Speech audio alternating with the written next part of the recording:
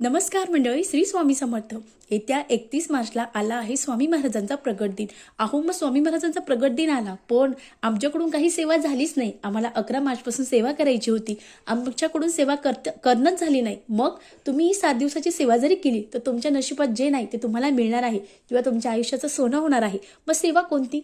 आपल्याला 7 दिवसाचं, 1 दिवसाचं, 3 दिवसाचं, 7 दिवसाचं, 11 दिवसाचं, तुमच्याकडून जसे शक्य असेल तसं तुम्ही स्वामी चरित्र सारामृताचं पारायण करा. आता पारायण करायचं आहे, मग लगेच आम्ही पोथी घ्यायची सुरू करायचं का? नाही. पारायण करताना काही संकल्प असतो, त्यासोबत संकल्प करताना आपण आपली जी इच्छा आहे ती बोलायची आहे. संकल्प कसा करावा किंवा स्वामी चरित्र सारामृताचं पठण करताना काही नियम आहेत, ते नियम आपल्याला पाळायचे आहे. आणि नियम पाळून तुम्ही जर हे स्वामी चरित्र सारामृताचं पठण केलं, पारायण केलं, तर निश्चित तुमच्या जीवनात जेही नाही ते तुम्हाला स्वामी देणार आहेत. तुम्ही जे मागणार नाही ते सुद्धा तुम्हाला स्वामी भरभरून देतील.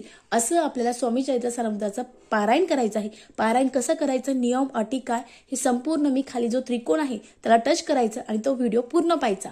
श्री स्वामी समर्थ. धन्यवाद.